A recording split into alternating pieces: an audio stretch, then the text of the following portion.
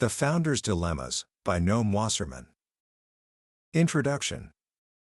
Have you ever heard that most battles are lost not to the enemy, but to friendly fire? It's a tragic thought. But in the world of startups, in that exhilarating, terrifying adventure of building something from nothing, it's a profound truth.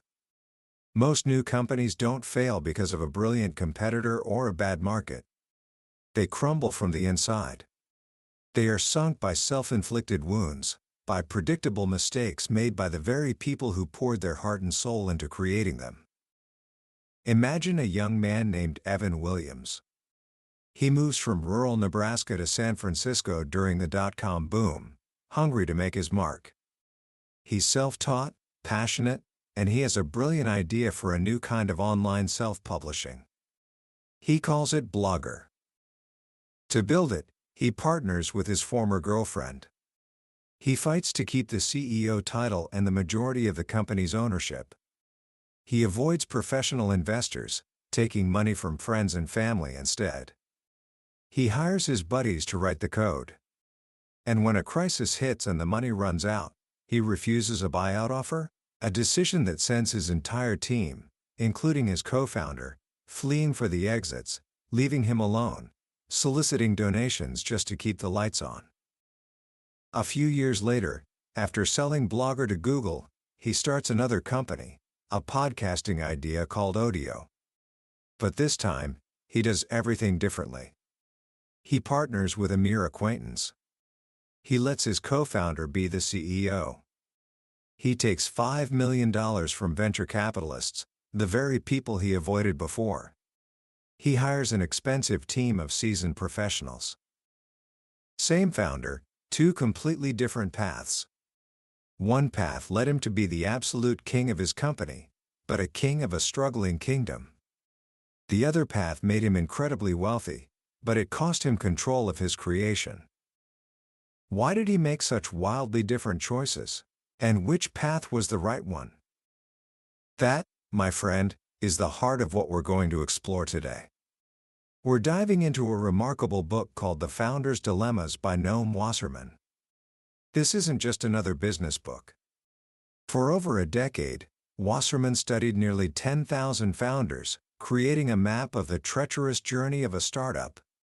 He uncovered the hidden forks in the road, the predictable traps that almost everyone falls into.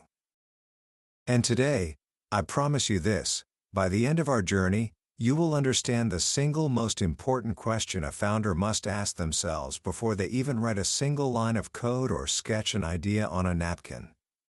It's a question that determines almost everything that follows. It's the choice between being rich or being king. Understanding this choice is the key to navigating the founder's dilemmas.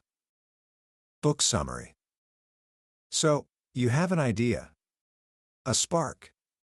That feeling in your gut that you've stumbled upon something special, something that could change things. The world tells you to follow your passion, to leap, to build your dream. But Noam Wasserman would gently put a hand on your shoulder and ask you to pause. Because the very first dilemma, the one that comes before all others, is, should I even do this now? This isn't about whether you're brave enough. It's about whether the stars are aligned. Wasserman discovered that the decision to launch a startup rests on three critical pillars: your career, your personal life, and the market. When all three are favorable, the decision is easy. But that rarely, if ever, happens. And this is where the trouble begins. Think of two people. One is Humphrey Chen, a young, brilliant MBA student. He's buzzing with an idea to buy music you hear on the radio through your phone. The idea, as he said, just lit up in my head. The market seems ready. But his career isn't. He has a lucrative consulting job offer, he's about to get married, and his fiancée craves stability. His family, who always wanted him to be a doctor, thinks business is for failures. The personal and career pillars are shaky. Then there's Barry Knowles. He's a late bloomer. He spent 25 years climbing the corporate ladder at a giant telecom company, GTE. He has deep industry knowledge, a vast network of contacts, and savings in the bank. His career pillar is solid rock. His wife encourages him to take the leap, so his personal pillar is strong too. But he has no idea. The market pillar is a complete question mark. Most of us fall somewhere in between these two extremes. We're passionate about an idea, but we haven't built up the skills or the savings. Or we're like Barry, ready for an adventure, but waiting for the right ship to appear on the horizon. Wasserman's research shows that waiting can be wise. As you work for others, you're not just earning a paycheck, you're accumulating three kinds of essential capital. First is human capital. These are your skills, your expertise, your knowledge. Barry Knowles spent decades learning sales, management, and the intricate details of the telecom industry. When he finally had his idea, he knew exactly who his customers were and what they needed. A young founder, full of passion but lacking that deep experience, might build a beautiful product that nobody actually wants to buy. Second is social capital. This is your network. It's not just who you know, but who trusts you. It's the former colleague who will join your risky venture, the old boss who will become your first customer, the acquaintance who can introduce you to an investor. Barry built his network over 25 years. Humphrey, fresh out of school, had a much smaller circle to draw from. And third is financial capital. This is the cash cushion that lets you survive before your company starts making money. Barry had a 6-month severance package. Humphrey had to live with his parents after his wedding to keep his dream alive. So, the advice seems simple. Wait. Build your capital. Prepare for battle. But here's the trap. As you wait, something else is growing stronger: handcuffs. There are the golden handcuffs of a high salary and a comfortable lifestyle.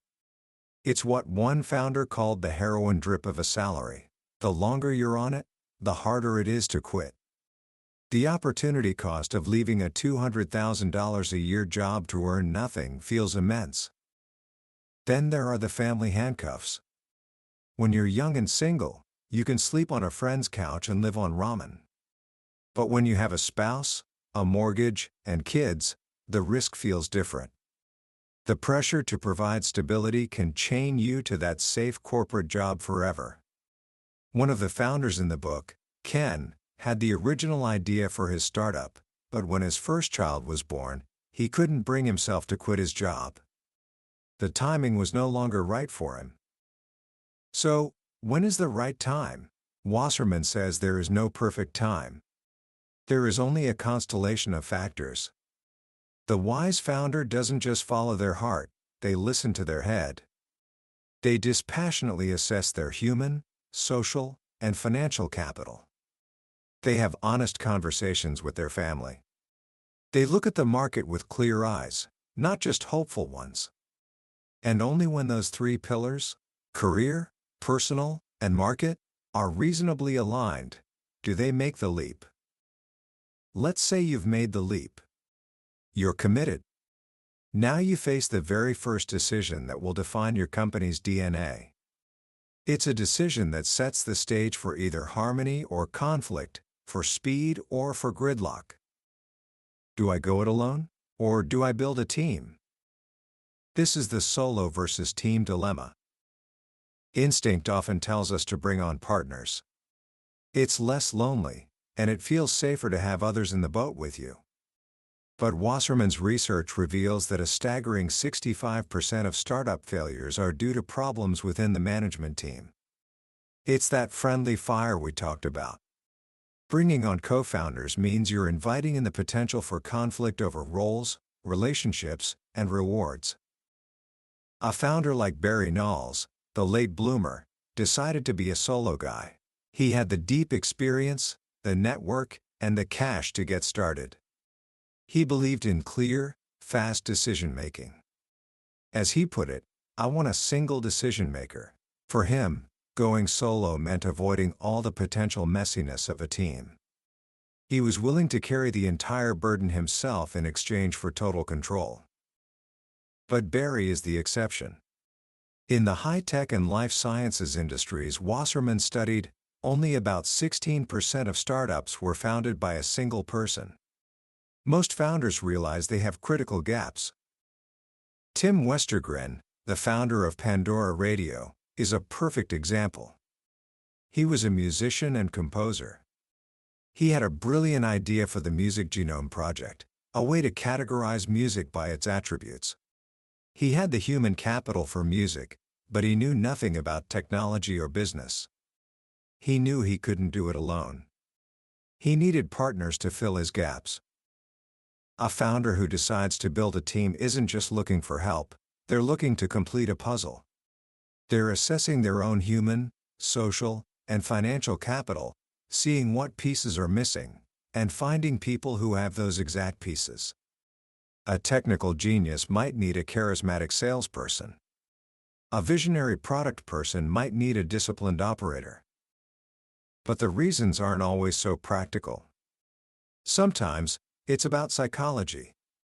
It's about needing that camaraderie, that emotional support for the brutal roller coaster ride of a startup. One founder admitted he added a partner simply because he figured it might be more fun. This is where the first hints of the rich versus king dilemma appear. A founder who is motivated primarily by control, by the desire to be the king of their own domain, is more likely to go it alone, or to bring on weaker co-founders who won't challenge their authority. They keep all the equity and all the decision-making power. They build a smaller kingdom, but they sit firmly on the throne. A founder motivated by wealth, by building the biggest, most valuable company possible, is more likely to seek out the best possible co-founders, even if it means giving up a huge chunk of equity and control. They'd rather own a smaller slice of a giant pie than 100% of a small cupcake. Neither path is inherently right or wrong. But making a choice that conflicts with your core motivation is the first step toward disaster. So you've decided to build a team. Now the dilemmas get even more personal, more complicated, and far more dangerous. You now face what Wasserman calls the 3 R's: relationships, roles, and rewards. How you handle these 3 decisions will determine whether your founding team becomes your greatest asset or the cause of your downfall. Let's start with relationships. Who do you choose as your co-founders? The easiest, most natural thing to do is to turn to your inner circle, your friends, your family, your spouse. This is what sociologists call homophily, or birds of a feather flock together. It feels safe. You already trust them. You have a shared history and a communication shorthand. But Wasserman calls this playing with fire. Think about it. When you have a professional disagreement with a stranger or a former coworker, you can debate, argue, and resolve it based on the merits of the business. But when that person is your best friend or your brother, every business discussion is layered with personal history and emotion. You start to avoid the tough conversations, the elephants in the room, because you don't want to hurt their feelings or damage the relationship. Evan Williams learned this the hard way at Blogger. Co-founding with his ex-girlfriend, Meg O'Rehan, seemed fine at first. But when they disagreed on the company's direction, the business conflict became a personal one. The tension became unbearable, and the team fell apart. Wasserman's data tells a shocking story. Founding teams made up of friends were less stable than teams made up of strangers. Why? Because strangers know they don't know each other. They're forced to have those difficult, explicit conversations about expectations, roles, and what happens if things go wrong. Friends assume they're on the same page, and they avoid those conversations until it's too late. The most stable teams, it turns out, are often made up of people who have worked together before. They've already seen each other under pressure.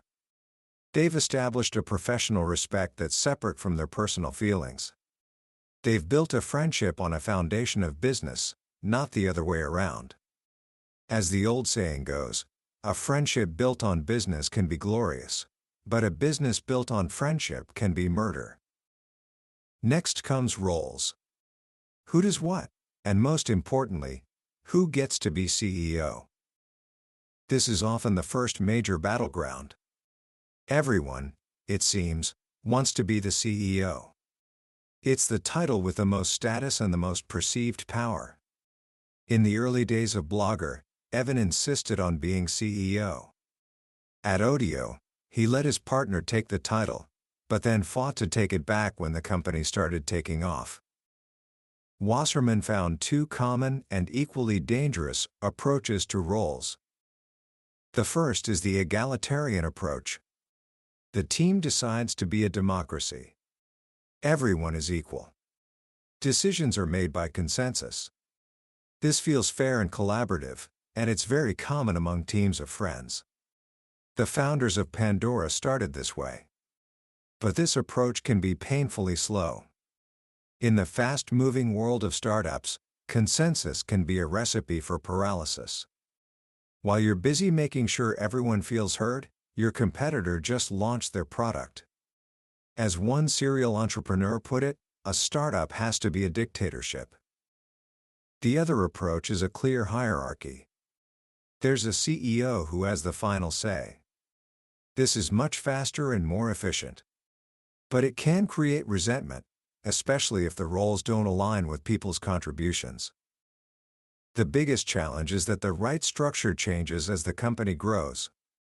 An egalitarian team that works beautifully for 3 people in a garage will lead to chaos with 30 employees. A rigid hierarchy that's effective for scaling a business can stifle the creativity needed in the very beginning. The wisest teams are the ones who can adapt their roles as the company evolves. And finally, we come to rewards. This is about splitting the equity, the ownership pie. It's often the most contentious negotiation of all. The easiest path is to split it equally. We're all in this together. Let's just do 50-50. It avoids a difficult conversation and feels fair. In Wasserman's data, 1/3 of all founding teams did this. But is it truly fair? Is the person who had the brilliant idea and worked on it for a year before anyone else joined contributing the same as the person who joined last week? Is the founder who invested their life savings contributing the same as the one who invested nothing? Is the full-time founder contributing the same as the one who's still keeping their day job? Almost never. The story of Zipcar is a cautionary tale. The two founders, Robin and Antje, shook hands on a 50-50 split. It felt great. They had avoided conflict. But then Robin poured her heart and soul into the company, working around the clock. Antje, on the other hand, kept her full-time job and never became fully involved. Robin was consumed with angst, knowing that her partner, who was contributing far less, still owned half of her baby. That simple, easy handshake, she later said, was a really stupid handshake. Wasserman found that teams who default to a quick handshake equals split often build less valuable companies.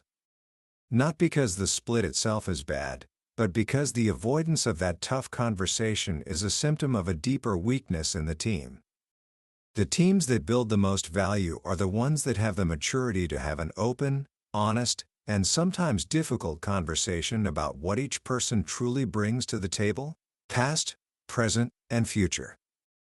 They also understand that any split they make on day one is just a snapshot in time. What happens if a founder leaves after 1 year? Do they get to keep their entire 25% stake? That's what happens with a static split. The remaining founders are left to do all the future work, while the dropout founder holds on to a huge piece of the value they are creating. The smart solution is a dynamic split, most commonly through vesting. Vesting simply means you earn your ownership over time. A typical 4-year vesting schedule means you get 25% of your shares after the first year, and then a little bit more each month for the next 3 years. If you leave early, you only keep the portion you've earned. It protects the company and the founders who remain committed for the long haul. It's like a prenuptial agreement for founders. It's an uncomfortable conversation to have when everyone is excited and optimistic, but failing to have it can lead to a disastrous divorce down the road. As the company grows, the founding team eventually realizes they can't do it all. They need to bring in outsiders, hires, and investors. And with each new person who joins, the wealth versus control dilemma returns, often with even higher stakes. Let's talk about hiring. Look again at Evan Williams. At Blogger, he hired his friends, young, inexpensive programmers who shared his vision.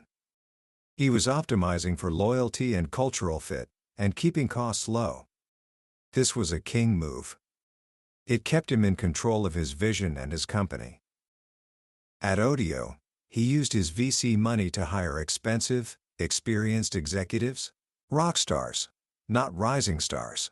He was optimizing for speed and expertise, hoping to build a valuable company as fast as possible. This was a rich move. It meant giving up decision-making power to these senior hires, but it dramatically increased the company's potential. This highlights a fundamental tension every founder faces as they grow. Early on, you need generalists, jacks of all trades who can wear multiple hats. But as the company scales, you need specialists, deep experts who are the best in the world at one specific thing. The problem is, the loyal generalist who was perfect on day one is often the wrong person to lead a department of 50 people on day 1000. This leads to one of the most painful moments in a founder's life, having to replace or demote a loyal, early employee who has simply been outgrown by their role. For a control-motivated founder who built their company like a family, this can feel like a betrayal. For a wealth-motivated founder, it's a difficult but necessary business decision. Now, let's talk about investors. This is where the trade-off between wealth and control becomes brutally clear. A founder can choose to bootstrap their company, funding it themselves or through early customer revenue. This gives them maximum control. They answer to no one. But it also means they grow much more slowly. Or, they can take outside money. This money acts like rocket fuel, allowing them to hire faster, build faster, and grow faster. But rocket fuel is explosive, and it comes at a steep price: equity and control. Wasserman breaks down the three main types of investors. First, there are friends and family. This is the easiest money to get, but it's also the riskiest. It's the ultimate playing with fire. If the business fails, and most do, you haven't just lost an investment, you may have destroyed a cherished relationship. Some founders call this burning the boats, taking money you can't bear to lose as a way to force yourself to succeed. But an experienced advisor called it entrepreneurial suicide, because you destroy your emotional support system just when you need it most. Next are angel investors. These are wealthy individuals, often successful former entrepreneurs, who invest their own money. They can provide not just cash, but also valuable advice and connections, so-called smart money. They take on more risk than VCs, but they also demand less control. Finally, there are venture capitalists, or VCs. These are the professional investors who manage huge pools of money from large institutions. They invest in high-risk, high-growth startups with the potential to become billion-dollar companies. They provide the most money and often the most valuable guidance and connections. Taking money from a top-tier VC firm is like a stamp of approval that helps you attract the best talent and the biggest customers. But their money comes with the highest cost. VCs demand a significant ownership stake, often 20 to 30% in an early round. And more importantly, they demand control. They take seats on your board of directors. The board of directors is the ultimate seat of power in a company. They hire and fire the CEO. Early on, the board is usually just the founders. But as you take on VC money, the founders quickly become a minority. After the second or third round of funding, the VCs and other outsiders typically control the board. At that moment, you are no longer the king. You now work for them. VCs also use powerful terms to protect their investment. The most important is the liquidation preference. In simple terms, this means that if the company is sold, the VCs get their money back first, before the founders and employees see a single dollar. Imagine a startup raises $10 million from VCs. A year later, they get an offer to sell the company for $10 million. That sounds like a decent outcome. But because of the liquidation preference, the VCs get all $10 million, and the founders, who worked for years and poured their lives into the company, get nothing. Why would any founder agree to this? Often, it's because of optimism. They think, we're going to be huge, we'll never sell for such a small amount. They're focused on the home run, so they give away the rights to a single or a double. But most startups don't hit home runs. They strike out, or if they're lucky, they get a small hit. The liquidation preference aligns the founders' incentives with the VCs. The VCs need you to swing for the fences, because that's how their business model works. They need that one home run in their portfolio to pay for all their other strikeouts. By taking their money, you are often implicitly agreeing to go for broke. And this brings us to the final, and perhaps most painful, dilemma of all. Imagine you're Lucerne. You're the founder of a startup called Wiley Technology. You've done everything right. You prepared for years before you founded the company. You worked alone for a year to build the core technology. You raised money from top-tier VCs. You built a team of 50 people. Your revenues are growing fast. You are, by every measure, a successful founder CEO. Your baby is thriving. Then one day, your investors, the people who backed you and celebrated your success, sit you down and tell you you're fired. They want to bring in a professional CEO to take the company to the next level. You are, in their eyes, no longer the right person to lead. This is what Wasserman calls the paradox of entrepreneurial success. The very successes that a founder achieves, building a product and raising money, are the things that plant the seeds of their own removal. Why? Because the skills needed to start a company are completely different from the skills needed to scale one. The speedboat captain who can navigate the chaotic early days is rarely the same person who can pilot the oil tanker of a large, complex organization. When you succeed at building a product, the company's challenges shift from technical problems to sales, marketing, and managing a growing team. A technical founder like Lou, who had to buy his first suit to make a sales call, may not be the right person to build a global sales force. And when you succeed at raising money from VCs, you give away control of the board. The board's job is to maximize shareholder value. If they believe a new CEO can create more value than the founder, it is their fiduciary duty to make that change. It feels like a profound injustice. And it comes as a shock to most founders. But Wasserman's data is sobering. By the time a startup has raised its third round of financing, more than half of the founder CEOs have been replaced. For a control-motivated founder, this is the ultimate defeat. Their kingdom has been taken from them. For a wealth-motivated founder, it can be a blessing in disguise. The professional CEO who replaces them might be far better at scaling the company, making the founder's remaining equity stake worth vastly more. Lucerne was initially devastated. But years later, Wiley Technology was sold for $375 million. Lou became a very rich man. The decision to bring in a new CEO is the ultimate expression of the rich versus king trade-off. Some founders, seeing the writing on the wall, initiate the change themselves. This gives them more control over the process and often allows them to stay on in a meaningful role, perhaps as chairman or chief technology officer. But most founders fight to stay on the throne, and the change is forced upon them by the board.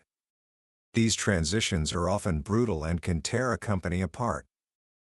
This entire journey, from that first spark of an idea to the potential loss of the CEO title, is a chain of interconnected decisions.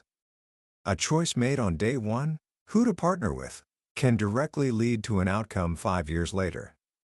A founder who chooses to found with friends is more likely to split the equity equally, to build an egalitarian culture, to avoid VCs, and to fight to remain king. A founder who partners with former co-workers is more likely to create a hierarchy, to split equity based on contribution, to embrace VCs, and to ultimately choose the path to being rich. There is no one right path. There is only the path that aligns with who you are and what you truly want to achieve. The greatest dilemma of all is not knowing which path you're on. Commentary. When you step back from all the stories and the data in the founder's dilemmas, you're left with one incredibly powerful, almost clarifying, idea. Entrepreneurship is not about having a brilliant idea and then just executing on it. It's a journey of continuous, gut-wrenching decisions. And at the heart of nearly every one of those decisions is a fundamental tension between two powerful human desires: the desire for wealth and the desire for control. Do I want to be rich, or do I want to be king? This isn't a business question. It's a question of self-knowledge. It's about understanding what truly drives you. And what's so profound about Noam Wasserman's work is that he shows us, with undeniable evidence, that you can rarely have both. The choices that lead to maximizing wealth are almost always in direct opposition to the choices that lead to maintaining control.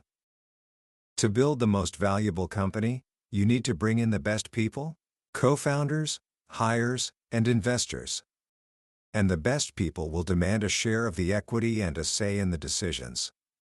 Every time you bring on a brilliant partner, you give away a piece of your kingdom. Eventually, you may end up incredibly wealthy, but you're no longer the one on the throne. To stay in absolute control, to remain king, you often have to limit the resources you bring in. You go it alone, or with weaker partners. You hire people you can manage easily, not superstars who will challenge you. You avoid professional investors who will demand a board seat. You get to call all the shots.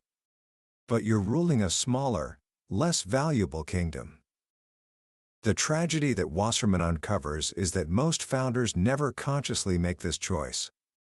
They stumble into it, decision by decision, driven by instinct, optimism, and a desire to avoid conflict. They make a quick handshake deal to split equity 50-50 because it's easier than having a tough conversation. They hire a friend because it feels comfortable. And they don't realize that each of these small, seemingly harmless decisions is nudging them down a path that may be completely at odds with their deepest motivations. The founder who desperately wants control ends up taking VC money and gets fired by his own board. The founder who dreams of a massive financial success tries to do everything himself and builds a company that never reaches its potential. These are the self-inflicted wounds that sink so many startups. So, what can we take away from this? How can you apply this wisdom, even if you're not planning to start a company tomorrow? First, start by asking yourself that fundamental question: in life, in your projects, in your future career, are you more motivated by being rich or by being king? Are you driven by achieving the biggest possible outcome, even if it means being part of a large team where you don't have the final say? Or are you driven by the creative freedom and autonomy of controlling your own destiny, even if it means the outcome is smaller? There is no right answer, but being honest with yourself is the first step to making choices you won't regret. Second, practice having the hard conversations early. Whether it's a school project with a partner or just planning a trip with friends, talk about the 3 R's up front. What is our relationship in this context? What are our roles? How will we handle rewards or credit? It might feel awkward, but it builds a foundation of clarity that prevents resentment later. You're building the muscle for the kinds of conversations that define success. And third, think of your own life as a startup. You are the founder. Start investing in your three capitals today. Your human capital is what you learn in school and on your own, the skills you're building. Your social capital is the quality of the relationships you're forming, not just with friends, but with teachers, mentors, and colleagues. And your financial capital is the habit of saving, even just a little, to give yourself options in the future. The Founder's Dilemmas is a powerful book because it's not just about business. It's about human nature. It's about the clash between our dreams and our fears, our ambitions and our relationships. It teaches us that the path to success isn't a straight line. It's a series of conscious, difficult, and deeply personal choices. And the greatest tool you can have on that journey is not a brilliant idea, but a clear understanding of yourself. That was a summary of The Founder's Dilemmas by Noam Wasserman. We've journeyed through the core ideas today, but I'll be honest with you, a summary is like looking at a map of a beautiful country. The real magic happens when you actually travel there. It's in the quiet moments of reading, when a particular story or a simple phrase connects with you in a way you didn't expect. This podcast is designed to help you decide if this book is worth your time and attention. If anything we've discussed today has sparked your curiosity or resonated with your own ambitions, I truly encourage you to grab a copy. Reading it isn't just about learning business strategy, it's an experience that can genuinely change how you think about building anything in your life. The link to the book is in the description below. Also, if you found this journey valuable, it would mean the world to me if you'd hit that like button and subscribe to the channel. That way, you won't miss our next exploration into another life-changing book from the billionaire's bookshelf. Let's keep learning and growing together.